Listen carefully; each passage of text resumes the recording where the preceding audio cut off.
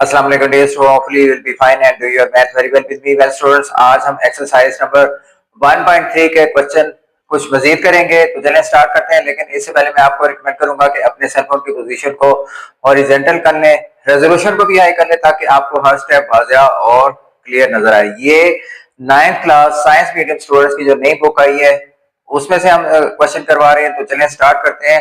आज हम 1.3 का क्वेश्चन नंबर 5 करेंगे। क्वेश्चन नंबर 5 है स्टूडेंट, स्टेटमेंट लिख लेते हैं इसकी। The weather in Lahore was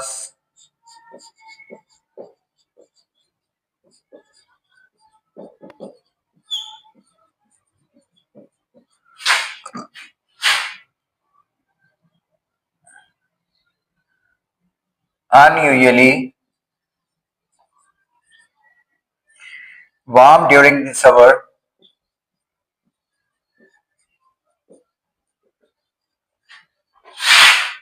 The summer 2024.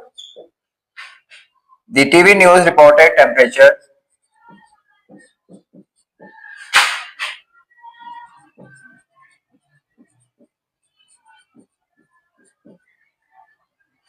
reported temperature as high as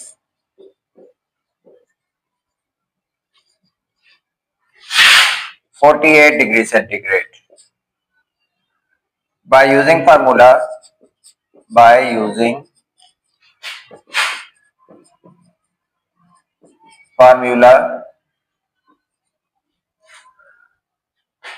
formula क्या जी, degree Fahrenheit is equal to 9/5 multiply by degree centigrade plus 32।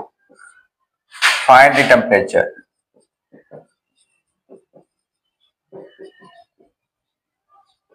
ठीक हो गया स्टूडेंट्स। अब हमने स्टेटमेंट पढ़नी है दोबारा से। द वेदर इन लाहौर, वो कहते हैं कि लाहौर में अक्सर मौसम गर्म होता है था 2024 में, तो टीवी न्यूज चैनल ने रिपोर्ट किया था कि 48 डिग्री सेंटीग्रेड था। ठीक हो गया स्टूडेंट्स। अब उसने फार्मूला दे दिया क्वेश्चन में कि ये वाला फार्मूला यूज करते हुए आप टेम्परेचर फ़ारेनहाइट में मालूम करें। तो फ़ारेनहाइट का फार्मूला उन्होंने दे दिया। सबसे पहले हम टेम्परेचर लिख लेते हैं। टेम्परेचर कितना हमें दिया हुआ है, temperature is equal to 48 degree centigrade. Formula लिख लेते हैं, degree Fahrenheit is equal to 9/5 multiply by degree centigrade plus 32। अब इसमें वैल्यू पुट करेंगे स्टूडेंट्स। 9/5 मल्टीप्लाई डिग्री सेंटीग्रेड की जगह क्या आएगा स्टूडेंट, 48 प्लस 32। अब इसे very easy and very simple calculator से सॉल्व कर लेते हैं बाय यूजिंग कैलकुलेटर।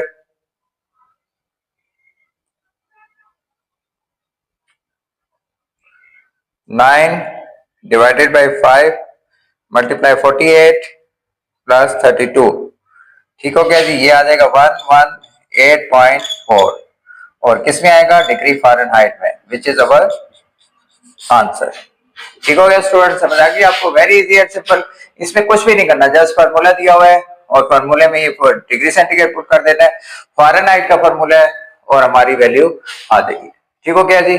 चलें आप क्वेश्चन नंबर 5 की है 6 करते हैं।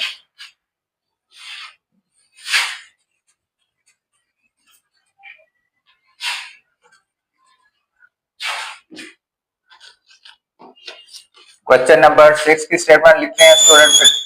क्वेश्चन नंबर 6 करेंगे। The sum of ages of the father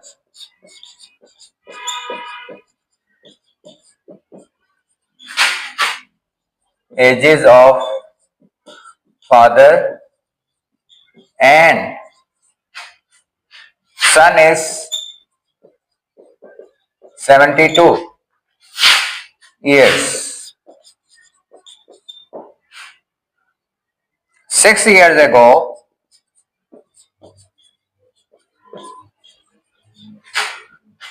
father age was 2 times the age of son.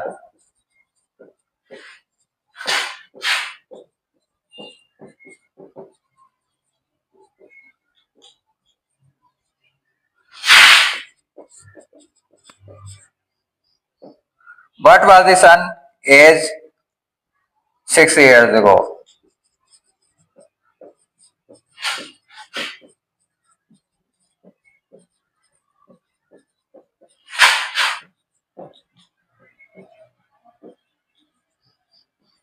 Question mark.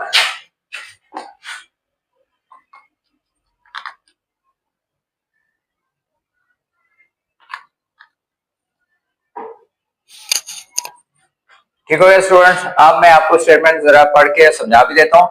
The sum of ages of father and son, वो कह रहे हैं कि बाप और बेटे की दोनों की एजेस का जो सम है, मजमुआ है, वो 72 ईयर्स है। दोनों की एजेस मिला के 72 ईयर्स बनता है। 6 साल पहले फादर की एज जो थी बेटे से 2 गुना थी। ठीक है। What was the age of 6 year go of son, son की एज कितनी हुई फिर 6 साल पहले? तो चलिए सबसे पहले लेट्स सपोज ही करेंगे, सोल्यूशन लिख लेते हैं। सोल्यूशन में क्या आएगा? Let the age of father and son is A and B respectively. ठीक है, तरतीब से, यानी फादर एज क्या हुई? ए, और सन की एज क्या है? बी। तो 6 ईयर्स बिफोर 6 ईयर्स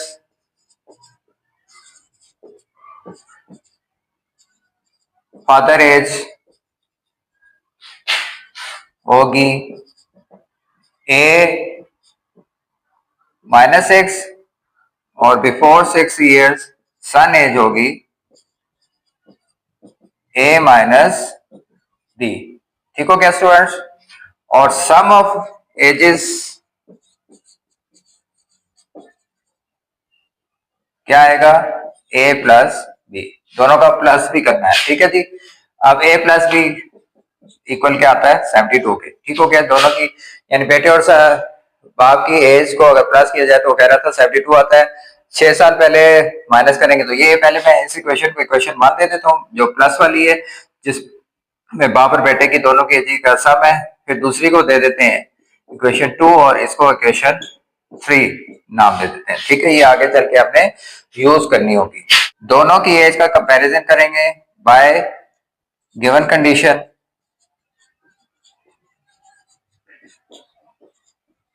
दोनों की एज क्या थी? a -6 इक्वल थी 2 टाइम्स ऑफ a माइनस, यहां 6 आता है, यहां b लिख दिया था मैंने गलती से। यहां पे बेटे की एज क्या आएगी? b -6। ठीक हो गया स्टूडेंट्स?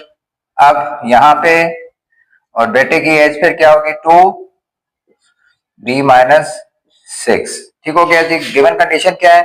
a -6 यानी 6 साल पहले बाप की उम्र a -6 थी, बेटे की 2 टाइम्स उससे ज्यादा थी बाप से, तो b -6 को 2 से मल्टीप्लाई कर देंगे। अब इसे सॉल्व कर लेते हैं इस इक्वेशन को। इक्वेशन नंबर 4 कर लें इसको।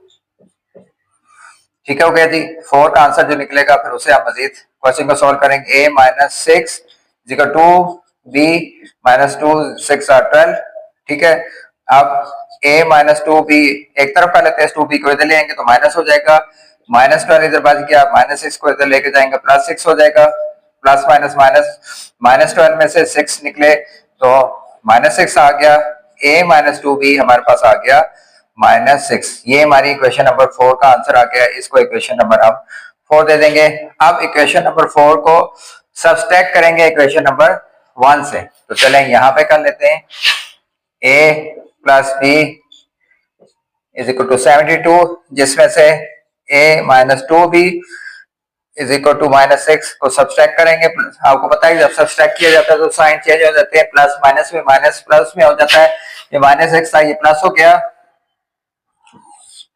ये -2b था प्लस हो गया, और ये a जो था ये प्लस था, ये माइनस हो गया। प्लस माइनस a कट के और +2b + b 3b हो गया, और इधर 72 + 6 आ गए 78। b की वैल्यू निकाल लेते हैं।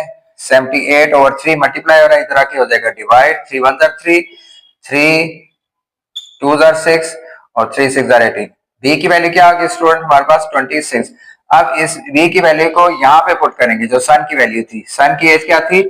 b 6 थी, तो b की वैल्यू क्या निकली है 26 माइनस 6 हो जाएगा और इक्वल आ जाएगा स्टूडेंट्स हमारे पास 20 ईयर्स, और ये है बेटे की उम्र 6 साल पहले। ठीक हो गया स्टूडेंट, समझ आ गई। थोड़ा सा ट्रिकी क्वेश्चन है लेकिन है बहुत आसान। आपने देखा मैंने कितने सिंप्लीफाई तरीके से करवाया, आप भी इसको इसी तरह करेंगे तो आप इजीली और आसानी से कर सकेंगे। और प्रैक्टिस करें, प्रैक्टिस करने से ही मैथ आता है।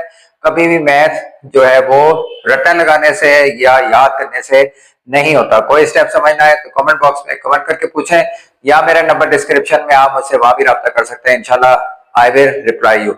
चलें ठीक है, मिलते हैं अगली वीडियो में। नेक्स्ट क्वेश्चन करेंगे 1.3 के।